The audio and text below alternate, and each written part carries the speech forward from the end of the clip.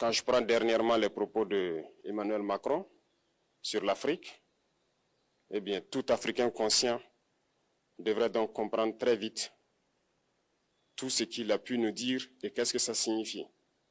Le général Tchiani a dit il n'y a pas longtemps du changement donc de tactique ou de stratégie des forces françaises en Afrique, et je pense qu'il est venu le confirmer.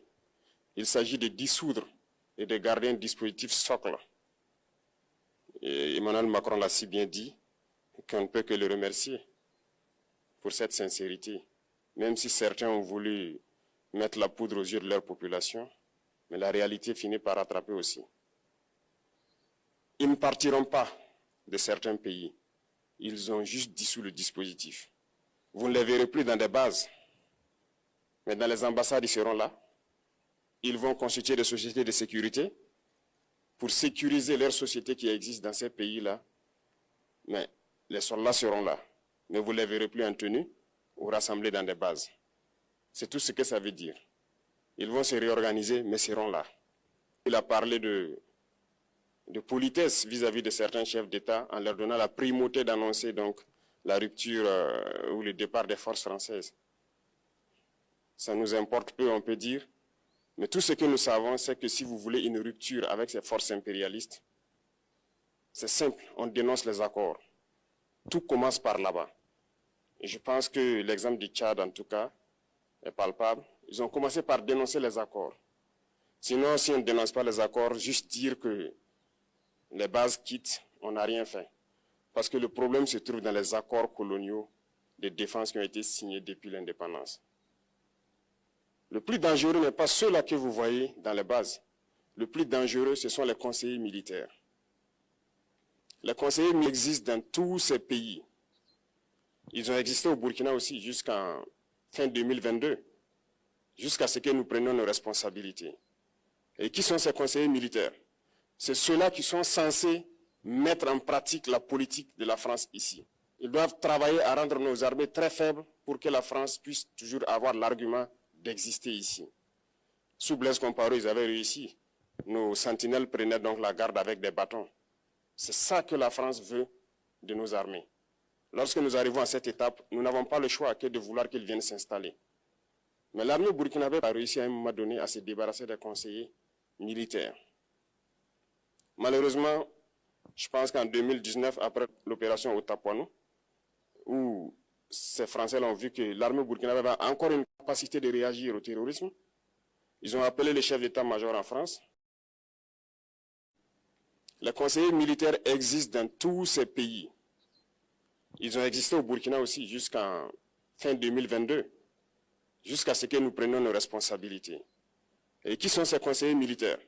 C'est ceux-là qui sont censés mettre en pratique la politique de la France ici. Ils doivent travailler à rendre nos armées très faibles pour que la France puisse toujours avoir l'argument d'exister ici. Sous Blaise Compaoré, ils avaient réussi. Nos sentinelles prenaient donc la garde avec des bâtons.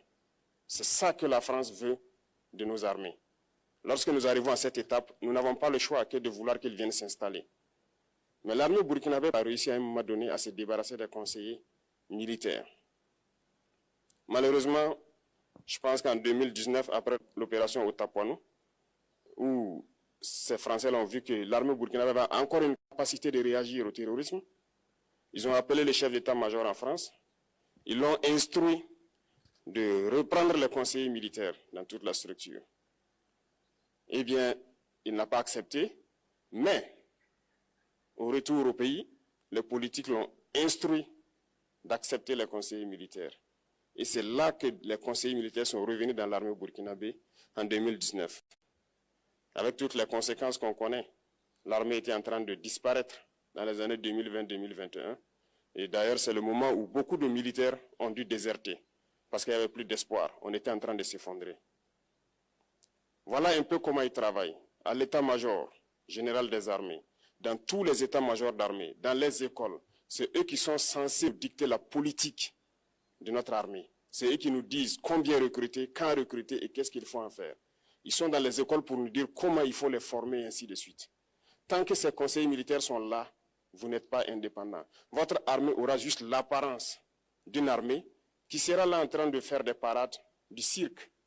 Mais lorsque viendra la guerre, vous vous rendrez compte que la parade, c'est une chose, mais la guerre, c'est une autre chose. Il faut rompre les accords. C'est la seule façon d'avoir une armée indépendante et se construire, être fort. Mais beaucoup de gens ne le comprennent pas peut-être. Et même avec ces accords, la France choisit dans nos États des élèves officiers pour aller les former. C'est à travers ces mêmes accords. Mais en réalité, ces officiers qui partent se former pour la plupart, pour la France, ils viennent pour servir l'État français dans leur pays. Ils ne viennent pas pour servir nos pays. Ils les forment pour qu'ils viennent servir les intérêts de l'État français. J'en veux pour preuve. Lorsque nous nous sommes révoltés, beaucoup d'officiers qui ont été formés en France ont été immédiatement contactés pour leur dire que c'est le moment de se mettre en action parce que vous avez été formés pour ça, pour servir les intérêts de la France. La plupart de ces officiers nous ont rendu compte, nous avons pris acte et nous continuons de suivre. Lorsque un officier formé en France arrive dans son pays et par malheur meurt soit par accident ou bien sur le champ de bataille, en France, il y a une nuit d'hommage aux morts dans l'armée, comme partout ailleurs. À la nuit d'hommage aux morts, on cite le nom de l'officier en question et on dit « mort pour la France ». Il ne le forme pas pour servir son pays, il le forme pour servir leur État. Et dans beaucoup d'États africains, il y en a plein de ces officiers. Combien sont patriotes, Dieu le sait.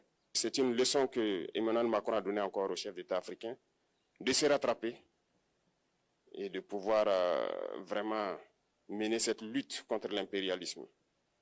Mais en plus de ça, il a aussi insulté tous les Africains dans ses propos. Il y a une partie qui a retenu mon attention, là où il parlait d'ingratitude, et que l'ingratitude est une maladie non transmissible aux humains. Lui, il est humain, notre ingratitude n'est pas transmissible à lui. Voilà comment ce monsieur voit l'Afrique, voit les Africains. Nous ne sommes pas des humains à ses yeux. Peut-être que c'est lui qui n'est pas humain, il ne se met pas dans la classe des humains. Mais s'il y a bien un ingrat, c'est bien lui. Je pense que s'il n'est pas athée et qu'il prie, à chaque matin qu'il se réveille et qu'il prie, il devrait aussi prier les Africains. Parce que c'est grâce à nos ancêtres qu'il existe aujourd'hui une France. Il devrait nous prier. À ses yeux, nous ne devons pas être des humains, nous sommes plus que des humains. Ce sont des messages très forts qu'il passe. Moi, je pleure le peuple français. Mais quand même, il est bien pour l'Afrique. Il est un mal nécessaire pour nous. Ceux qui veulent se réveiller, se réveillent. Ceux qui ne veulent pas se réveiller, comme on le dit, on ne peut pas réveiller quelqu'un qui ne dort pas. Les Africains doivent se réveiller. Nous devons travailler à être indépendants, à faire au moins ce que nos peuples connaissent le bonheur. Et la lutte contre l'impérialisme, c'est ça. Il faut décoloniser les mentalités, prendre en compte toutes ces données-là, parce que le monde nous donne tellement d'exemples à voir. Pour eux, il n'y a pas de morale. Ils peuvent vous désigner aujourd'hui terroriste, mais demain, vous êtes un héros, par leur simple bouche. Ils décident de ce qu'ils font. Ils parlent de démocratie, mais ils se font eux-mêmes des coups d'État constitutionnels entre eux. Ils parlent des droits de l'homme, mais ils déciment des populations ailleurs. L'Africain doit se réveiller, l'Afrique doit se réveiller. Et le combat contre l'impérialisme est permanent. Et je vous invite à incorporer ce combat, à travailler en sorte que nous soyons réellement indépendants, que nous soyons autosuffisants et que nous puissions nous développer, connaître le bonheur, ce à quoi notre peuple aspire. Merci, je vous souhaite une